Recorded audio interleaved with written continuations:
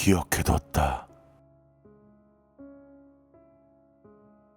회사 선배 아이씨에게 들은 이야기다.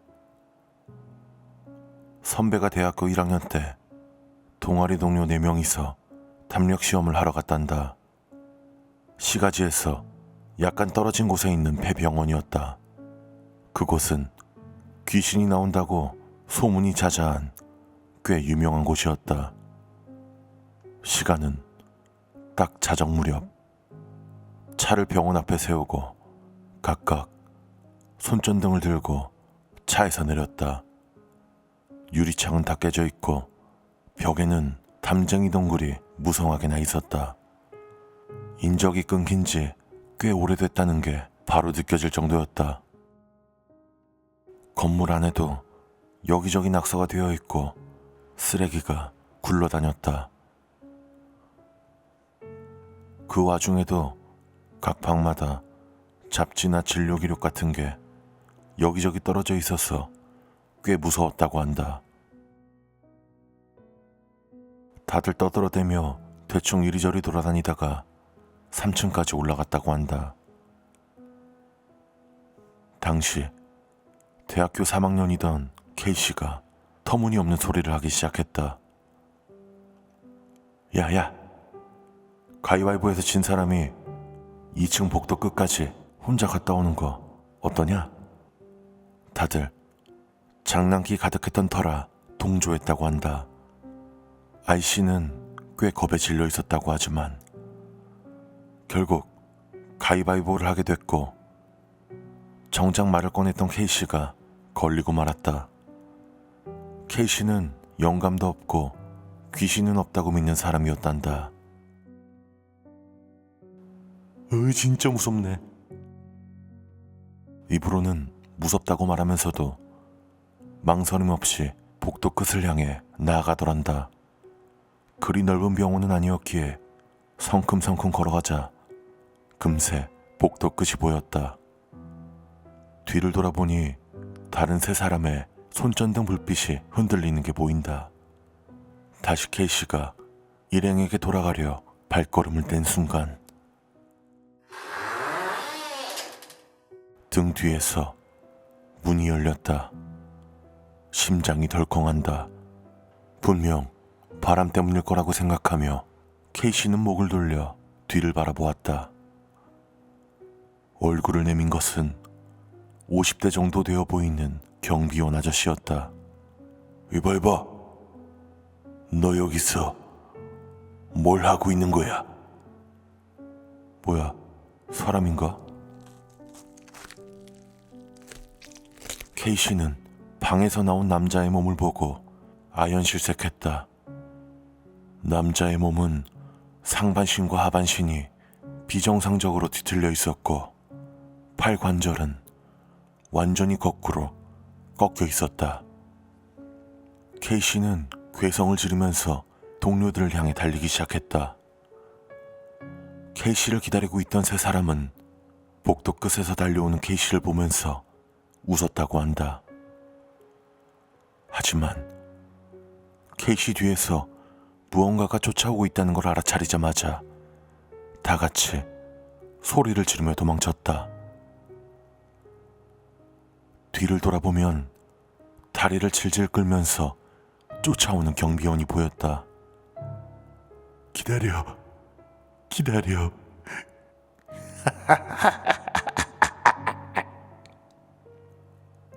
뒤에서 들려오는 기분 나쁜 발소리와 웃음소리. 4사람은 죽을 각오를 하고 달려서 차로 돌아왔다고 한다. 야, 빨리 서둘러. 빨리 출발해. K씨가 떨리는 손으로 키를 꽂고 시동을 건 그 순간 기억해뒀다.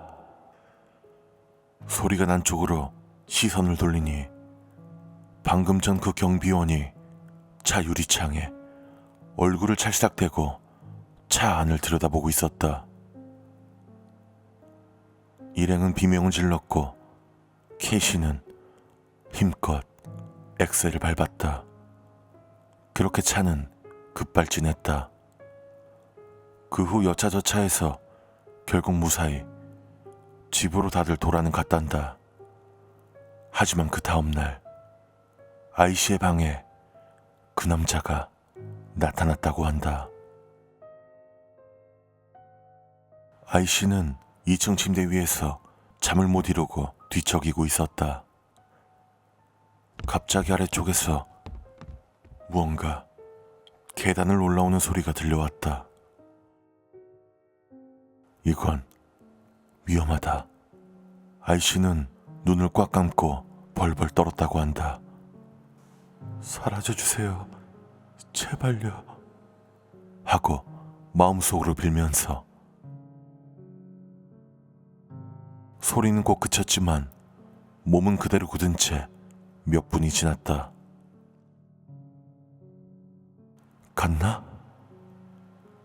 겨우 안심하고 눈을 뜨자 그 경비원이 눈앞에 있었다.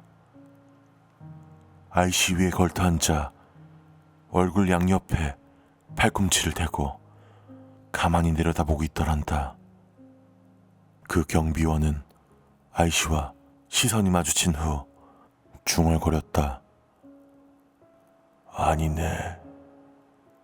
그리고는 사라지더란다. 아이씨는 그대로 기절했다. 다음날 아이씨는 다른 동료들에게도 그 이야기를 했다고 한다. 그러나 놀랍게도 다른 두 동료도 같은 경험을 했다는 것이었다. 다만 케이씨만은 아무 일도 없었다. 난 어젯밤 딱히 아무 일도 없었어. 근데 어젯밤부터 굉장히 기분이 나빠. 분명 그날 케이씨의 안색은 나빴다고 한다. 그 후 케이씨는 극단적으로 기운이 없어져 아이씨나 다른 동료들이 놀자고 권유해도 다 거절했다고 한다. 하지만 딱히 특별한 일이 있던 것도 아니었고 케이씨는 그대로 졸업했다. 몇 년이 지나고 아이씨도 대학을 졸업하고 취직을 했다. 그렇게 그날 있었던 일은 점차 잊혀져 가고 있었다. 담력시험 멤버 중 한 사람한테 연락이 오기 전까지는 케이씨가 상태가 안 좋아져 1년가량 입원하고 있다는 소식이었다. 아이씨는 다른 동료들과 함께 병문안을 갔지만 케이씨의 모습이 조금 이상했다. 끊임없이 무언가를 두려워하면서 이야기를 해도 말의 아귀가 맞지를 않았다. 케이씨 가족들의 말에 따르면 근 몇 달 사이 케이씨의 정신 연령이 점점 어려지고 있다는 것이었다. 아이씨가 병문안을 갔을 무렵에는 딱 중학생 정도였다고 한다. 게다가 항상 누군가의 시선을 느껴 라고 말하고 있었다. 대학 시절의 담력 시험이 아이씨의 뇌리를 스쳤다. 몇 달 뒤 아이씨는 또 케이씨의 병문안에 나섰다. 그 무렵 케이씨의 정신 연령은 유치원생 수준까지 떨어져 있었다. 케이씨는 끊임없이 이상한 할아버지가 웃으면서 날 보고 있어. 너무 무서워. 라면서 호소했다고 한다. 그리고 몇 달이 지나서 케이씨가 죽었다는 연락이 왔다. 더 이상 말도 없고 식사도 하지 않아서 링겔만 맞다가 세상을 떠났다는 것이었다. 아이씨는 이 이야기를 내게 해준 뒤 무겁게 말했다. 케이씨는 죽기 직전까지 그 경비원에게 시달린 걸까? 이 이야기를 들은 이후 나는 절대 담력시험 따위는 안 하고 살고 있다.